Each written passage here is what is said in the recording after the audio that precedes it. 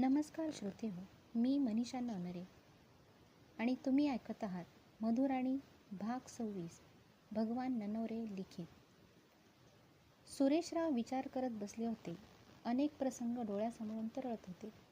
जसे गेले काही वर्ष त्याने पाहिले तसेच आज तो पुन्हा विचार करत होता. मधुरा आता कायमची मोकळी झाली होती. ती आता कुठल्याही बंधनात नव्हती, पण तरीही अजूनही काहीतरी बाकी होतं. तिच्या भूतकाळाशी जोडलेली एक अदृश्य जखम. मधुरा साकेत परत आणता येईल का एकत्र, हा विचार मनात आला आणि त्याने लगेचच कुसुमला सांगायचं ठरवलं. कुसुम आणि सुरेशराव चर्चेत रंगले होते. फायनली तिलाही तिचे प्रायश्चित्त घ्यायचे होते. कुसुम, अगं साकेत आणि मधुराचा विचार करूया का? कुसुमलाही काही अडचण नाही.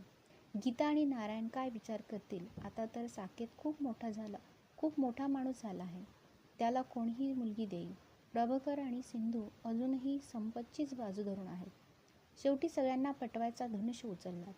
साकेतनं आपल्या नवीन प्रोजेक्टसाठी ग्रँड लॉन्च आणि सेल्स ऑफिसचं उद्घाटन मोठ्या थाटात करायचं ठरवलं. हा एक प्रतिष्ठेचा सोहळा असणार होता. मोठमोठ्या लोकांना आमंत्रित करण्यात आलं होतं. या कार्यक्रमात मोस्ट पॉप्युलर फेस आणि मोस्ट पॉप्युलर ब्युटिशियन हे 2 प्रतिष्ठित पुरस्कार देण्याचा निर्णयही साकेतनं घेतला होता. सगळे टेन्शनमध्ये होते, पण कार्यक्रम अतिशय भव्य आणि यशस्वी होत चालला होता. प्रमुख पाहुण्यांनी नाव जाहीर करायला सुरुवात केली. Most popular beauty icon miss Madhura. Madhura, तीच मधुरा जिच्यासोबत त्याचं अख्खं आयुष्य जोडलेलं होतं. तीच मधुरा जिला तो ओळखायचा, पण आज समोर दिसली ती त्याच्यासाठी अनोळखी होती. मधुराचं नाव ऐकताच संपूर्ण हॉल स्तब्ध झाला होता. एक प्रसिद्ध मॉडेलला आणि तिच्या ब्युटिशियनला विशेष पुरस्कार दिला जाणार होता. लोक आतुरतेने वाट पाहत होते आणि जेव्हा नाव जाहीर झालं तर स्टेजवर चकाकणाऱ्या दिव्यांच्या प्रकाशात एका वेगळ्याच मधुराची एंट्री झाली. ती तशीच अतिशय ग्लॅमरस, आत्मविश्वासाने भरलेली, नजरेत एक वेगळाच तेज, एक कमालीची स्त्री. तिचा पोशाख, तिचा डौलदार चालणं, ती स्वतःमध्ये असलेला आत्मसन्मान, ती एक विजेती होती. साकेतला क्षणभर वाटलं, ही तीच मधुरा आहे का, की कोणी दुसरीच? पण चेहरा तोच, फक्त ते डोळे काहीतरी वेगळं सांगत होते. साकेतला आठवलं, ती मधुरा जी त्याच्या आयुष्यातून निघून गेली होती. ती नेहमीच दुसऱ्यांचं ऐकायची. आई-वडिलांचे निर्णय, समाजाचं बंधन, स्वतःचं काही नव्हतंच तिच्याकडे.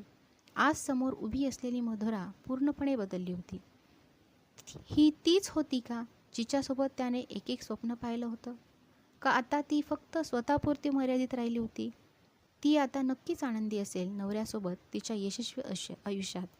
साकेतने स्वतःला समजावण्याचा प्रयत्न केला. स्टेजवर ती आली आणि काही क्षणात निघूनही गेली.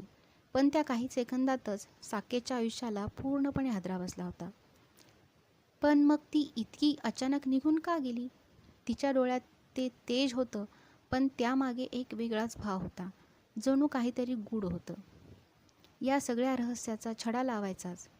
ती फक्त आपलं यश दाखवायला आली होती का? का यामागे काहीतरी वेगळंच, एक मोठा डाव चालू होता? तसं साकेतच्या हृदयात धडधड वाढली. तो आता या प्रश्नांमध्ये अडकला होता आणि या गोष्टीचा शेवट शोधायचाच होता. साकेत सुन्न झाला. तो हा क्षण स्वप्नात पाहतोय का सत्यात? ते नाव ऐकताच त्याच्या चेहऱ्यावर काळजी आणि आश्चर्याचा एक विचित्र मिलाफ उमटला होता. स्टेजवर एक स्त्री चालत आहे. Half cut pant, sleeveless top, उंच टाचांचे सँडल आणि एका ग्लॅमर आयकॉनसारखा आत्मविश्वास. ही तीच मधुरा? तीच मधुरा जी त्याच्या आयुष्यातून कायमची निघून गेली होती. तीच मधुरा जिला त्याने एका वेगळ्याच रूपात पाहिलं होतं. साकेतच्या आठवणी क्षणात त्याच्या डोक्यात फिरू लागल्या. तीच मधुरा जी आईवडिलांचं ऐकून मोठा निर्णय घेत होती. तीच मधुरा जी लग्नाचा विचारही न करता सरळ हो म्हणाली होती. तीच मधुरा जी त्याच्या आयुष्याचा भाग होती, पण तिचं स्वतःचं अस्तित्व हरवत होती. आज ती वेगळी दिसत होती, पूर्णपणे बदललेली. साकेतच्या मनात चिलबिल सुरूच झाली. तो स्वतःशीच पुटपुटला, ती आता नक्कीच आनंदात असेल तिच्या नवऱ्यासोबत, तिच्या नवीन आयुष्यात. मग मी इथे बसून तिच्यासाठी झुरतोय का? पण हा प्रश्न त्याला पोखरू लागला. मधुराच्या चेहऱ्यावर आनंद होता का, की त्या तेजस्वी नजरेआड काहीतरी वेगळं दडलं होतं? साकेतच्या मनात आता एक विचार होता, या गोष्टीचा शेवट कसा होणार? मधुरा स्टेजवर गेली. सगळ्यांच्या कौतुकाच्या नजरा तिच्यावर होत्या. तिने पुरस्कार स्वीकारला आणि क्षणात तिथून गायब झाली. कितीतरी प्रश्न निर्माण झाले. मधुरा अशी अचानक आली आणि निघून गेली. ती इतक्या वेगळ्या रूपात कशी आली? तिचा हेतू काय आहे? ही नुसती यशस्वी होण्याची कहाणी आहे की एखादा गूढ डाव चालू आहे? साकेत विचारात गुरफटत गेला.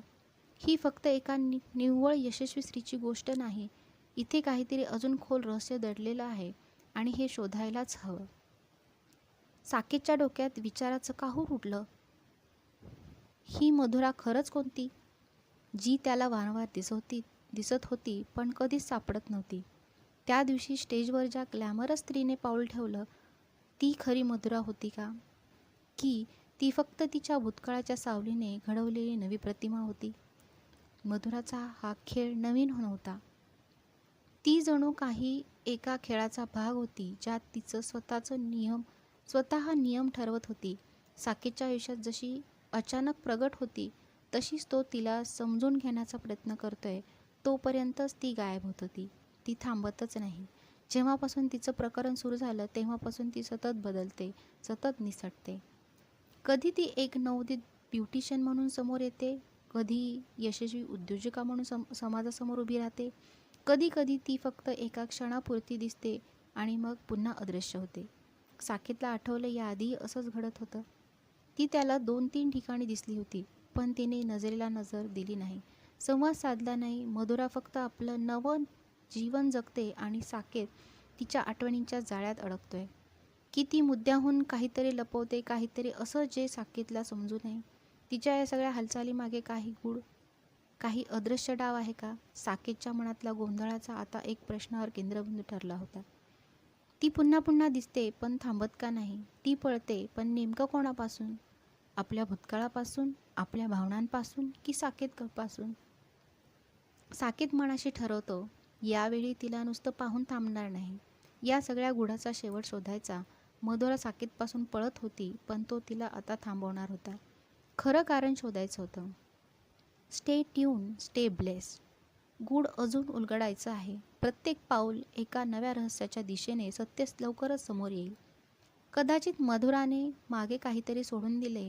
कोणत्या ना कोणत्या धाग्याने हे सगळं जोडलेलं आहे. फक्त ते शोधायचं आहे. रहस्य उलगडण्याची वेळ आली आहे. तयार आहात? धन्यवाद.